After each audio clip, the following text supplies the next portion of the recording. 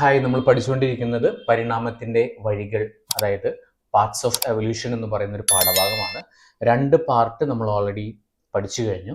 ഇത് 3-ാമത്തെ പാർട്ടാണ്. വളരെ ഇൻട്രസ്റ്റിംഗ് ആയിട്ടുള്ള രീതിയിൽ പഠിക്കാൻ പറ്റുന്ന ഒരു ഭാഗമാണ് ഇതെന്ന് പറയുന്നത്. Okay, so let's begin. നമുക്ക് തുടങ്ങാം. ഓക്കെ, നമ്മളിതിൽ പഠിക്കുന്നത് നമ്മുടെ ദ ഫെൻറ്റാസ്റ്റിക് കൺട്രോൾ സെൻറ്റർ, അതായത് ഭയങ്കര അടിപൊളിയായിട്ടുള്ള ഒരു കൺട്രോൾ സെൻറ്റർ. എന്താണ് സംഭവം?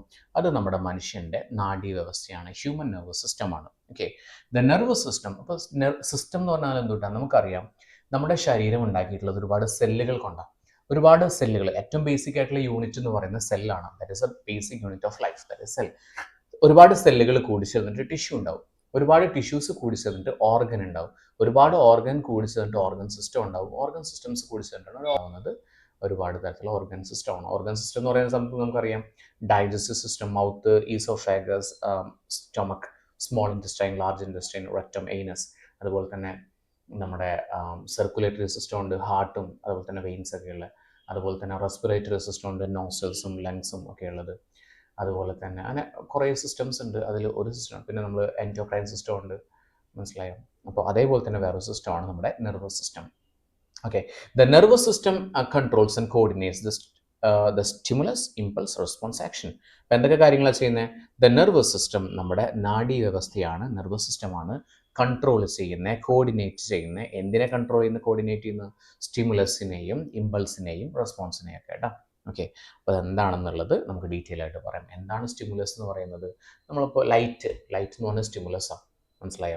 ഈ സ്റ്റിമുലസ് ഉണ്ടാകുന്ന സമയത്ത് ഒരു ഇമ്പൾസ് ഉണ്ടാവുകയും അത് നമ്മുടെ ബ്രെയിനിലോട്ട് പോവുകയും ചെയ്യും. അതിന് കറസ്പോണ്ടിങ് ആയിട്ട് ബ്രെയിനിൽ നിന്ന് ഒരു മെസ്സേജ് കിട്ടുകയും നമ്മൾ റെസ്പോണ്ട് ചെയ്യുകയും ചെയ്യും. പക്ഷെ നമ്മൾ ഭയങ്കര ലൈറ്റ് അടിച്ച് നമ്മൾ കണ്ണടക്കില്ലേ, ദാറ്റ് ഈസ് റെസ്പോൺസ്. ഓക്കെ, മനസ്സിലായല്ലോ? അപ്പോൾ അത് ഡീറ്റെയിൽ ആയിട്ട് ഇവിടെ പറയുന്നുണ്ട്. നമ്മുടെ ഹ്യൂമൻ നെർവസ് സിസ്റ്റത്തിൻ്റെ ഭാഗങ്ങളാണ് ബ്രെയിൻ ഉണ്ട്, സ്പൈനൽ കോഡ് ഉണ്ട്, നെർവ്സ് ഉണ്ട്, പിന്നെ റെസപ്റ്റേഴ്സ് ഉണ്ട്. ഓബ്വിയസ്ലി റെസപ്റ്റേഴ്സ് ഉണ്ട്. മെയിനായിട്ട് വരുന്ന ഹ്യൂമൻ നെർവസ് സിസ്റ്റത്തിൻ്റെ ഭാഗമാണ് ബ്രെയിൻ, സ്പൈനൽ കോഡും നെർവ്സും കേട്ടോ.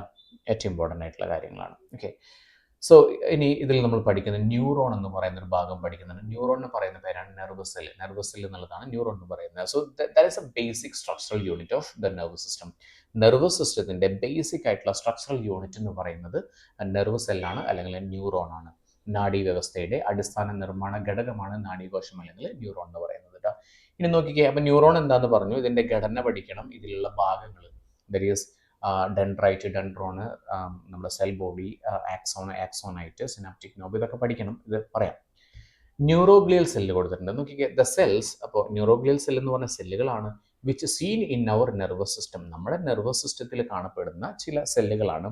Cannot receive stimuli or transmit messages. എന്ത് ചെയ്യാൻ പറ്റില്ല? സ്റ്റിമുലൈനെ എടുക്കാനും പറ്റില്ല, മെസ്സേജിനെ ട്രാൻസ്മിറ്റ് ചെയ്യാനും പറ്റാത്ത സാധനങ്ങളാണ്, പറ്റാത്ത തരത്തിലുള്ള സെല്ലുകളെയാണ് നമ്മൾ എന്ന് പറയുന്നത് ന്യൂറോഗ്ലിയൽ സെൽ എന്ന് പറയുന്നത്. അപ്പോൾ അവർക്ക് വേറെ എന്തെങ്കിലും ഡ്യൂട്ടീസ് ഒക്കെ ഉണ്ടായിരിക്കാം, നമുക്ക് നോക്കാം. Yes, and structure of neuron. അപ്പോൾ നാഡീകോശത്തിൻ്റെ ഘടന ഇതാണ്. നാഡി എന്ന് പറയുന്നത്, അതിനെ നമ്മൾ എക്സ്പാൻഡ് ചെയ്ത് കഴിഞ്ഞാൽ വിൽ ഗെറ്റ് എ നാഡീകോശം. ഓക്കെ, നാഡീകോശം. ഓക്കെ, ഇതിൽ കുറേ ഭാഗങ്ങളുണ്ട്. ഏതാണ് ആ ഭാഗങ്ങൾ എന്നുള്ളത് നമുക്കൊന്ന് ഡീറ്റെയിൽ ആയിട്ട് പഠിക്കാം. ഓക്കെ, അപ്പോൾ നോക്കിക്കേ, ഇതിൽ ഈ ഡെൻഡ്രൈറ്റ് ഇവിടെ നിന്നാണ് സ്റ്റാർട്ട് ചെയ്യുന്നത്. ഡെൻഡ്രൈറ്റ് ആണ് നമ്മുടെ എന്തിൻ്റെ ബ്രാഞ്ചസ് ആയിട്ട് വരുന്നത്? ഡെൻഡ്രോണിൻ്റെ ബ്രാഞ്ചസ് ആയിട്ട് വരുന്നത്. അപ്പോൾ ഡെൻഡ്രൈറ്റ് ആണ് ഡെൻഡ്രോണിൻ്റെ ഭാഗങ്ങളായിട്ട് വരുന്നത്. ഡെൻഡ്രോൺ എവിടുന്ന ഓറിജിൻ ചെയ്യുന്നത്? അത് കോശ ശരീരത്തിൽ നിന്നാണ് ഓറിജിൻ ചെയ്യുന്നത്. പിന്നെ ഒരു നീളം കൂടിയിട്ടുള്ള ഒരു ഭാഗം ഉണ്ടല്ലോ, നീളം കൂടിയിട്ടുള്ള ഒരു തന്തു എന്ന് പറയാൻ പറ്റും, ഒരു നീളം കൂടിയിട്ടുള്ള ലോങ്സ്റ്റ് ആയിട്ടുള്ള ഫിലമെന്റ് എന്ന് പറയാൻ പറ്റും. That is axon. ഈ ആക്സോണിൻ്റെ എൻഡുകളെയാണ് നമ്മൾ എന്ത് പറയുന്നത്? ആക്സോണൈറ്റ്. എൻ്റെ അല്ല, ബ്രാഞ്ചസിനെയാണ് നമ്മൾ ആക്സോണൈറ്റ് എന്ന് പറയുന്നത്. അതുപോലെ തന്നെ ഇതിൻ്റെ എൻഡിന് പറയുന്നതാണ് സിനാപ്റ്റിക് നോബ്. മനസ്സിലായല്ലോ? അപ്പോൾ എന്തൊക്കെ കിട്ടി നമുക്ക്? ഡെൻഡ്രൈറ്റ് കിട്ടി. ഡെൻഡ്രൈറ്റ് എന്ന് പറഞ്ഞാൽ എന്തിൻ്റെ ബ്രാഞ്ചസാണ്? ഡെൻഡ്രോണിൻ്റെ ബ്രാഞ്ചസാണ്. ഡെൻഡ്രോൺ എവിടുന്ന വരുന്നത്? സെൽ ബോഡിയിൽ നിന്നാണ് വരുന്നത്. സെൽ ബോഡിയിൽ നീളം കൂടിയിട്ടുള്ള ഭാഗം ഉണ്ടല്ലോ, ദാറ്റ് ഈസ് ആക്സോൺ. ആക്സോണിൻ്റെ ബ്രാഞ്ചസ് ഏതാ? ആക്സോണൈറ്റ് ആണ്. അതിന് ടിപ്പ് ഭാഗം ഏതാ? സിനാപ്റ്റിക് നോബാണ്. ക്ലിയർ ആണ്? ഇത്രയാണ് നാഡീകോശത്തിന് വരുന്നത്. അപ്പോൾ എന്തൊക്കെയാണ് ഇവരുടെ ഡ്യൂട്ടി എന്നുള്ളത് പറയുന്നത്, ഓരോന്നിൻ്റെ ഫങ്ഷൻസ്. ഡെൻഡ്രൈറ്റ് എന്ത് ചെയ്യുന്നുണ്ട്? ഉദ്ദീപനങ്ങളെ ഗ്രഹിക്കുന്നു, സ്റ്റിമുലൈനെ റിസീവ് ചെയ്യുന്നു. സ്റ്റിമുലൈ എന്ന് പറയുമ്പോൾ നമുക്ക് പ്രകാശം അല്ലെങ്കിൽ വേദന, അതൊക്കെ സ്റ്റിമുലൈ ആണ് കേട്ടോ. അപ്പോൾ അതിനെ ഗ്രഹിക്കുന്നു, അതായത് എടുക്കുക. ഡെൻഡ്രോൺ എന്താ ചെയ്യുന്നത്? Carries impulses from dendrite to the cell body. ഡെൻഡ്രൈറ്റിൽ നിന്ന് സെൽ ബോഡിയിലോട്ട് ആവേഗങ്ങളെ, മെസ്സേജസിനെ കൊണ്ടുപോകുന്നത് ആരാണ്? ഡെൻഡ്രോൺ ആണ്. സൈറ്റോൺ എന്ന് പറഞ്ഞ സെൽ ബോഡിയാണ് കേട്ടോ. സെൽ ബോഡി എന്ത് ചെയ്യുന്നു? Passes impulses to the axon. ആക്സോണിലേക്ക് വിവരങ്ങൾ എന്ത് ചെയ്യുന്നുണ്ട്? കേന്ദ്രീകരിപ്പിക്കുന്നുണ്ട്. ഇനി ആക്സോൺ എന്താണ്? ആക്സോൺ എന്ത് ചെയ്യും? ആവേഗത്തെ കോശ ശരീരത്തിൽ നിന്നും പുറത്തേക്ക് വഹിക്കുന്നുണ്ട്.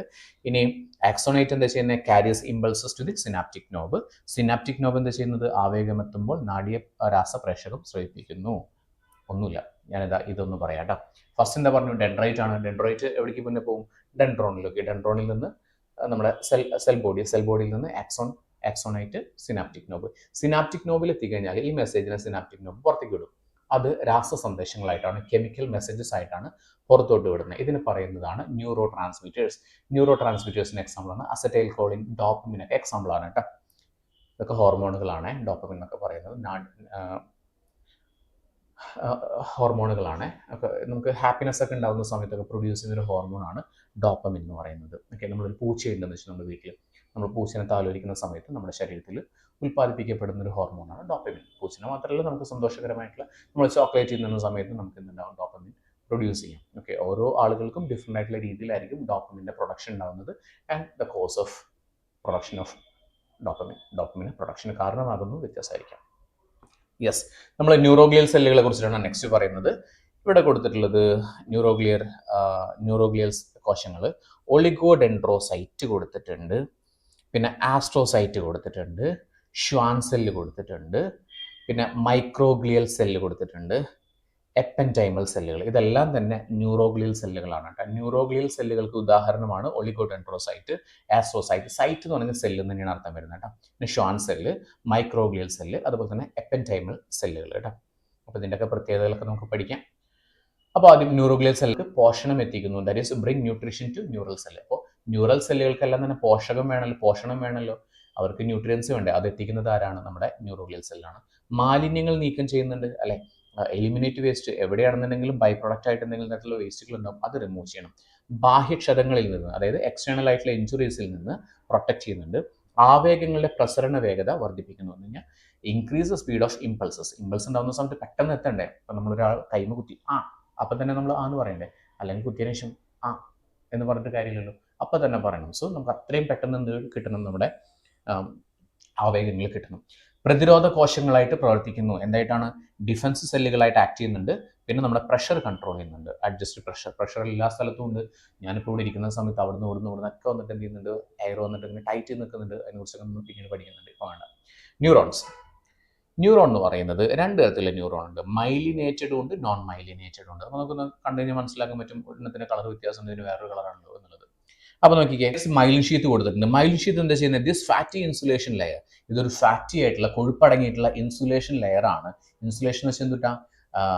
ഇലക്ട്രിസിറ്റീനെ പുറത്തേക്ക് വിടാത്തത് എന്താണോ അതാണ് ഇൻസുലേഷൻ എന്ന് പറയുന്നത്. So this fatty insulation layer, അപ്പോൾ ഫാറ്റി ആയിട്ടുള്ള കൊഴുപ്പടങ്ങിയിട്ടുള്ള ഒരു കുറച്ച് കട്ടിയുള്ള ഇൻസുലേഷനായിട്ട് ആക്ട് ചെയ്യുന്ന ഒരു ലെയറാണ്. ഇത് ട്രാൻസ്മിഷനെ കുറച്ചും കൂടി ഫാസ്റ്റ് ആക്കുന്നുണ്ട്. ഓക്കെ, ഇനി അതില്ലാത്ത സ്ഥലങ്ങളിലാണെങ്കിലോ സ്ലോവർ ഇമ്പൾസ് ട്രാൻസ്മിഷൻ നടക്കുള്ളൂ. അപ്പോൾ തീർച്ചയായിട്ടും മൈലിൻ ഷീത്ത് ഉണ്ടെന്നുണ്ടെങ്കിൽ ഇമ്പൾസുകളുടെ വേഗത കുറച്ചും കൂടി ഫാസ്റ്റ് ആയിരിക്കും. In peripheral nervous system Schwann cell create the myelin sheath. Okay, peripheral nervous സിസ്റ്റത്തിൽ ഷ്വാൻ സെല്ലാണ് മൈലിൻ ഷീത്ത് പ്രൊഡ്യൂസ് ചെയ്യുന്നത്. എന്നാൽ സെൻട്രൽ നെർവസ് സിസ്റ്റത്തിൽ ഒളിഗോഡെൻഡ്രോസൈറ്റ് ആണ് മൈലിൻ ഷീത്ത് ഉണ്ടാക്കുന്നത്. ഒന്നുമില്ല, സിംപിളി ആക്സോണിനെ വലയം വെക്കുന്ന ആക്സോണിനെ എന്തോ സാധനം വലയം വെച്ചിട്ടാണ് എന്തുണ്ടാവുന്നത്? മൈലിൻ ഷീത്ത് ഉണ്ടാവുന്നത്. സാധാരണ ആക്സോണിനെ വലയം വെക്കുന്നത് ഷ്വാൻ സെല്ലാണ്. അപ്പം നിങ്ങളോട് ചോദിക്കണേ എങ്ങനെയാണ് മൈലിൻ ഷീത്ത് ഉണ്ടാവുന്നത്? നമുക്ക് പറയാൻ പറ്റും, ആക്സോണിനെ ഷ്വാൻ സെല്ല് റിപ്പീറ്റഡ്ലി വലയം വെക്കുന്ന സമയത്ത്, എൻസർക്കിൾ ചെയ്യുന്ന സമയത്താണ് മൈലിൻ ഷീത്ത് ഉണ്ടാവുന്നത്. ഓക്കെ, പക്ഷേ നമ്മുടെ ബ്രെയിനിലെയും സ്പൈനൽ കോഡിലെയും മൈലിൻ ഷീത്ത് ഉണ്ടാക്കിയിട്ടുള്ളത് ഷ്വാൻ സെല്ലുകൾ കൊണ്ടല്ല. അവിടെ മൈലിൻ ഷീത്ത് ഉണ്ടാക്കിയിട്ടുള്ളത് ഒളിഗോഡെൻഡ്രോസൈറ്റുകളാണ്. ഓക്കെ, ഒന്നുകൂടി പറയാം. നോർമലി സിംപ്ലി നിങ്ങളോട് ചോദിക്കുകയാണ് ഈ മൈലിൻ ഷീത്ത് എങ്ങനെയാണ് ഉണ്ടായിട്ടുള്ളത്? അപ്പോൾ നിങ്ങൾ പറയാം മൈലിൻ ഷീത്ത് ഉണ്ടാക്കിയിട്ടുള്ളത് നമ്മുടെ ആക്സോൺ ഉണ്ടല്ലോ, നീളം കൂടിയിട്ടുള്ള തന്തു. Okay, longest filament of the neuron. ആ ലോങ്സ്റ്റ് ഫിലമെന്റിനെ ഷ്വാൻ സെല്ല് എൻസർക്കിൾ ചെയ്യും. ഷ്വാൻ സെല്ല് വന്നിട്ട് വലയം വയ്ക്കും. അങ്ങനെ വലയം വയ്ക്കുന്നതിലൂടെയാണ് എന്തുണ്ടായിട്ടുള്ളത്? മൈലിൻ ഷീത്ത് ഉണ്ടായിട്ടുള്ളത്. അപ്പോൾ നിങ്ങൾ ചോദിക്കണം, ബ്രെയിനിലും സ്പൈനൽ കോഡിലൊക്കെ അങ്ങനെ തന്നെയോ? അല്ല, ബ്രെയിനിലും സ്പൈനൽ കോഡിൽ എന്താ? ബ്രെയിനിലും സ്പൈനൽ കോഡിലാണെന്നുണ്ടെങ്കിൽ ആക്സോണിനെ ഷ്വാൻ സെല്ലല്ല വലയം വയ്ക്കുന്നത്, മറിച്ച് ഒളിഗോഡെൻഡ്രോസൈറ്റുകൾ. സൈറ്റ് എന്ന് പറഞ്ഞാൽ സെല്ലുകൾ തന്നെയാണ് കേട്ടോ. ഒളിഗോഡെൻഡ്രോസൈറ്റ് എന്നാണ് നമ്മൾ പഠിക്കേണ്ടത്. ഒളിഗോഡെൻഡ്രോസൈറ്റുകളാണ് വലയം വയ്ക്കുന്നത്. അങ്ങനെയാണ് മൈലിൻ ഷീത്ത് ഉണ്ടാവുന്നത്. എവിടെയൊക്കെ? ബ്രെയിനിലും സ്പൈനൽ കോഡിലും. ഓക്കെ, സോ ഇത് ആക്സോണ്, നമ്മുടെ ഷ്വാൻ സെല്ല്. ഓക്കെ, ഇവിടുത്തെ ഒളിഗോഡെൻഡ്രോസൈറ്റുകൾ കേട്ടോ, ഒളിഗോഡെൻഡ്രോസൈറ്റ്. സോ തലച്ചോറിലും സുഷുമ്നയിലും ഒളിഗോഡെൻഡ്രോസൈറ്റുകൾ കൊണ്ടും പെരിഫറൽ നാഡികളിൽ ശ്വാൻകോശങ്ങൾ കൊണ്ടുമാണ് മൈലിൻ ഷീത്ത് ഉണ്ടായിരിക്കുന്നത്. അതാണ് ഇപ്പോൾ പറഞ്ഞത്. Okay, yes. ഇനി വൈറ്റ് മാറ്റർ എന്താണ്, ഗ്രേ മാറ്റർ എന്താണെന്നുള്ളതാണ് പറയുന്നത് കേട്ടോ. Okay, so in the brain and spinal code. അപ്പോൾ നമ്മുടെ തലച്ചോറിലും അതുപോലെ തന്നെ സ്പൈനൽ കോഡിലും, ഈ സ്പൈനൽ കോഡ് എന്ന് പറഞ്ഞു കഴിഞ്ഞാൽ ഈ തലച്ചോറിൻ്റെ തന്നെ കണ്ടിന്യൂഷൻ ആയിട്ടുള്ളൊരു ഭാഗമാണ് സ്പൈനൽ കോഡ് എന്ന് പറയുന്നത്. നമ്മൾ ഒരിക്കലും വിചാരിക്കരുത് സ്പൈനൽ കോഡ് എന്ന് പറഞ്ഞാൽ നട്ടെല്ലല്ലേ, അല്ല. സ്പൈനൽ കോഡ് പ്രൊട്ടക്ട് ചെയ്തിട്ടുള്ളത് നട്ടെല്ലിൻ്റെ ഉള്ളിലാണ്. ആക്ച്വലി നട്ടെല്ലല്ല സ്പൈനൽ കോഡ് എന്ന് പറയുന്നത്. നട്ടെല്ലിൻ്റെ ഉള്ളിൽ സംരക്ഷിക്കപ്പെട്ടിരിക്കുന്ന ബ്രെയിനിൻ്റെ അത്രയും തന്നെ ഇമ്പോർട്ടൻസ് ഉള്ള ഒരു സാധനമാണ്, ഒരു ഓർഗനാണ് എന്തെന്ന് പറയുന്നത് നമ്മുടെ സ്പൈനൽ കോഡ് എന്ന് പറയുന്നത്. സ്പൈനൽ കോഡിന് എന്തെങ്കിലും തരത്തിലുള്ള ഇഞ്ചുറി വന്നു കഴിഞ്ഞാൽ, നിങ്ങൾ ബൈക്കിലൊക്കെ പോകുന്ന സമയത്ത് ബാഗടിച്ച് വീണിട്ട് നമ്മുടെ സ്പൈനൽ കോഡിന് ഇഞ്ചുറി സംഭവിച്ചു കഴിഞ്ഞാൽ നമ്മൾ വേണമെങ്കിൽ കോമ സ്റ്റേജിലോട്ട് പോകാനായിട്ടുള്ള സാധ്യതയുണ്ട്. മനസ്സിലായോ? ബ്രെയിനിൻ്റെ കണ്ടിന്യൂഷൻ ആയിട്ടുള്ള ഒരു ഭാഗമാണ് സ്പൈനൽ കോഡ്. ഒരിക്കലും സ്പൈനൽ കോഡ് എന്ന് പറയുന്നത് നട്ടെല്ലല്ല. നട്ടെല്ലിൻ്റെ ഉള്ളിൽ സംരക്ഷിക്കപ്പെട്ടിരിക്കുന്ന ബ്രെയിനിൻ്റെ പോലെ തന്നെ അത്രയും ഇമ്പോർട്ടൻസ് ഉള്ള ഒരു സാധനമാണ് സ്പൈനൽ കോഡ് എന്ന് പറയുന്നത്. ഓക്കെ, അപ്പോൾ ബ്രെയിനിലെയും സ്പൈനൽ കോഡിലെയും the part where myelinated neurons are more abundant is called white matter. അപ്പോൾ നമ്മുടെ ബ്രെയിനിലും സ്പൈനൽ കോഡിലും മൈലിനേറ്റഡ് ആയിട്ടുള്ള, മൈലിൻ അടങ്ങിയിട്ടുള്ള നെർവുകൾ കാണപ്പെടുന്നുണ്ടെങ്കിൽ, ന്യൂറോൺസ് കാണപ്പെടുന്നുണ്ടെങ്കിൽ അതിനാണ് നമ്മൾ വൈറ്റ് മാറ്റർ എന്ന് പറയുന്നത്. നമ്മൾ പറഞ്ഞില്ലേ, ഈ നമ്മുടെ മൈലിൻ ഷീത്തിൻ്റെ കളർ എന്തുട്ടാണ്? മൈലിൻ ഷീത്തിൻ്റെ കളർ എന്ന് പറഞ്ഞാൽ ഷൈനി വൈറ്റ് കളർ, തിളങ്ങുന്ന വെള്ള നിറമാണുള്ളത്. അപ്പോൾ അത് കൂടുതലായിട്ടുള്ള സ്ഥലങ്ങളിൽ എന്തുണ്ടാവും? നല്ല തിളങ്ങുന്ന വെള്ള നിറം ഉണ്ടായിരിക്കും.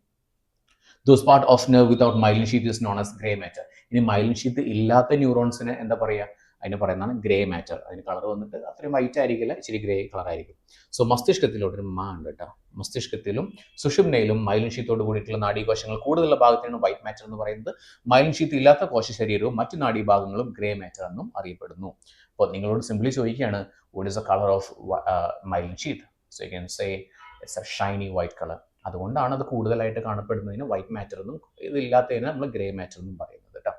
എന്താണ് മൈലിൻ ഷീത്തിൻ്റെ ഫങ്ഷൻസ്? എന്താണ് മൈലിൻ ഷീത്തിൻ്റെ ധർമ്മങ്ങൾ? ആക്സോണിന് പോഷണം നൽകണം, that is provides nourishment to the axon or provides nutrition to the axon. വൈദ്യുത ഇൻസുലേറ്റർ ആയിട്ട് പ്രവർത്തിക്കുന്നു. അപ്പോൾ നമ്മളായിരിക്കും, എന്തിനാണ് വൈദ്യുത ഇൻസുലേറ്റർ? നമ്മുടെ ശരീരത്തിൽ എന്താ കറണ്ട് ഉണ്ടോ? കറണ്ട് ഉണ്ട്, തീർച്ചയായിട്ടും. കുഞ്ഞൊരു തരത്തിലുള്ള ഇലക്ട്രിസിറ്റി ഉണ്ട്. So act as an insulator. അത് എന്ത് ചെയ്യാൻ പാടില്ല? അത് പുറത്തോട്ട് അങ്ങനെ പ്രവഹിക്കാനായിട്ട് പാടില്ല. ഓക്കെ, അത് ഒരു കമ്പൈൻഡ് ആയിട്ടുള്ള സ്റ്റേജിലോട്ട് പോകണം. ഓക്കെ, പുറത്ത് പോസിറ്റീവ് ചാർജാണ്, ഉള്ളിൽ നെഗറ്റീവ് ചാർജാണ്. ഇതൊക്കെ നമ്മൾ പഠിക്കുന്നുണ്ട്. ഓക്കെ, സോ ആവേഗ പ്രസരണ വേഗത വർദ്ധിപ്പിക്കുന്നു. ആവേഗങ്ങൾ ഫാസ്റ്റായിട്ട് എന്ത് ചെയ്യണം? പോകണം. ഡ എന്ന് വിളിച്ച് കഴിഞ്ഞാൽ അപ്പം തന്നെ തിരിഞ്ഞു നോക്കണം. അല്ലാതെ ഡ എന്ന് വിളിച്ച് കഴിഞ്ഞാൽ കുറേ കഴിഞ്ഞിട്ട് ആരാ എന്ന് പറഞ്ഞു നോക്കുന്നത് അത്രയും സ്ലോ ആവാൻ പാടില്ല. സോ ആവേഗ പ്രസരണ വേഗത എന്ന് പറയുന്നത് വളരെ ഫാസ്റ്റായിട്ടുണ്ടായിരിക്കണം. പിന്നെ ആക്സോണിനെ ബാഹ്യക്ഷതങ്ങളിൽ നിന്ന് സംരക്ഷിക്കും. നമ്മൾ വീഴുക എന്തൊക്കെ ചെയ്യില്ലേ, അല്ലെങ്കിൽ നമ്മൾ ഒരു സ്ഥലത്തൊക്കെ പോയി ഇടിക്കുകയൊക്കെ ചെയ്യില്ലേ, ആ സമയത്തെല്ലാം തന്നെ നമ്മളിപ്പോൾ മസ്തിഷ്കം, നമ്മുടെ ബ്രെയിൻ പറയാം, ബ്രെയിൻ അവിടെ ഇവിടെയൊക്കെ പോയി ഇടിക്കുന്നുണ്ടല്ലോ. ഇപ്പോൾ ഞാൻ ഇങ്ങനെ ഇടിച്ചു, എൻ്റെ ബ്രെയിൻ എന്തെങ്കിലും പറ്റുമോ? ഇല്ല, നോർമലി പറ്റില്ല. കാരണം എന്താ? വി ഹാവ് സ്കളുണ്ട്. സ്കളിൻ്റെ ഉള്ളിലായിട്ട് മെനിഞ്ചസ് ഉണ്ട്, 3 ലെയറിലെ മെനിഞ്ചസ് ഉണ്ട്. മെനിഞ്ചസിൻ്റെ ഉള്ളിലായിട്ട് സെറിബ്രോസ്പൈനൽ ഫ്ലൂയിഡ് എന്ന് പറയുന്നിട്ടുള്ള CSF എന്ന് പറഞ്ഞിട്ടുള്ള ദ്രവമുണ്ട്. ഇതൊക്കെ എന്തിനെ പ്രൊട്ടക്ട് ചെയ്യും? ബ്രെയിനെ പ്രൊട്ടക്ട് ചെയ്യും. അതേപോലെ തന്നെ നമ്മൾ ആക്സോണിനെ പ്രൊട്ടക്ട് ചെയ്യുന്നതാണ് നമ്മുടെ മൈലിൻ ഷീറ്റ്. മനസ്സിലായല്ലോ? So protects the axon from the external injuries.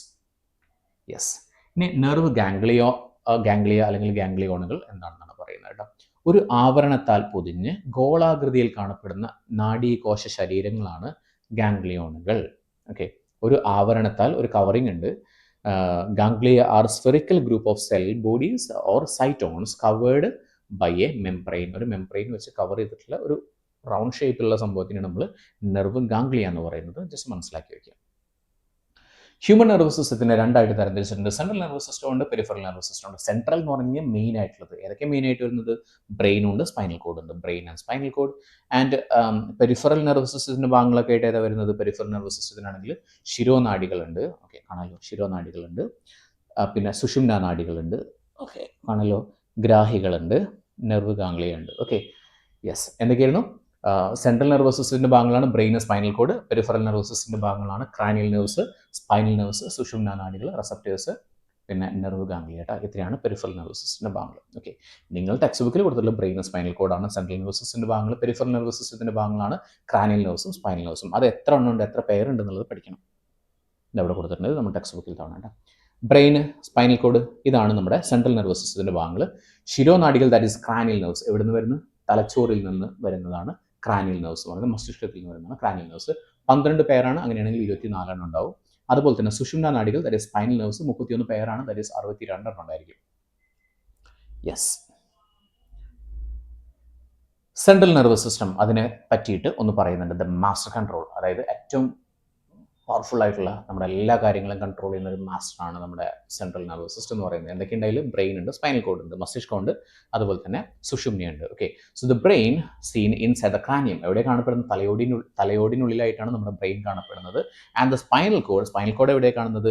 R covered and protected by a 3 layered meninges having cerebro spinal fluid inside. Okay, അപ്പോൾ നമ്മൾ പറയുന്നതാണ് ബ്രെയിനും അതുപോലെ തന്നെ സ്പൈനൽ കോഡും ശരിക്ക് ബ്രെയിൻ കാണപ്പെടുന്നത് ക്രാനിയത്തിൻ്റെ ഉള്ളിലാണ്. ഓക്കെ, തലയോടിനുള്ളിലാണ്. ഇനി സ്പൈനൽ കോഡ് കാണപ്പെടുന്നത് സീൻ ഇൻസൈഡ് ദ സ്പൈനൽ കോളത്തിൻ്റെ ഉള്ളിലാണ് കേട്ടോ കാണപ്പെടുന്നത്. സ്പൈനൽ കോളം വെർട്ടിബിൾ കോളം എന്ന് പറയാം. Are covered and protected by a 3 layered meninges, രണ്ടെണ്ണത്തിന് 3 ലെയറിലെ മെനിഞ്ചസ് ഉണ്ട്. ഇനി ആ മെനിഞ്ചസിൻ്റെ ഉള്ളിലായിട്ടാണെങ്കിൽ സെറിബ്രോ സ്പൈനൽ ഫ്ലൂയിഡ് ഉണ്ട്. ഓക്കെ, ഈ സെറിബ്രോ സ്പൈനൽ ഫ്ലൂയിഡ് എന്ത് ചെയ്യും? പ്രഷർ കൺട്രോൾ ചെയ്യും, എക്സ്റ്റേണൽ ഇഞ്ചുറീസിന് ഹെൽപ്പ് ചെയ്യും, പിന്നെ നമ്മൾ നേരത്തെ പറഞ്ഞ പോലെ തന്നെ നറിഷ്മെൻ്റ് ഒക്കെ കൊടുക്കും. ഓക്കെ, അതിനെ പറ്റിയിട്ട് പറയുന്നുണ്ട്. ഓക്കെ, ഇതാട്ടാ. യെസ്, അതുകൊണ്ടൊന്നും കാണിക്കാമല്ലോ. ഇതാണ് നമ്മുടെ ബ്രെയിൻ വരുന്നത്. ഇത് ബ്രെയിന്, ഇത് വന്ന സ്പൈനൽ കോഡാണ്.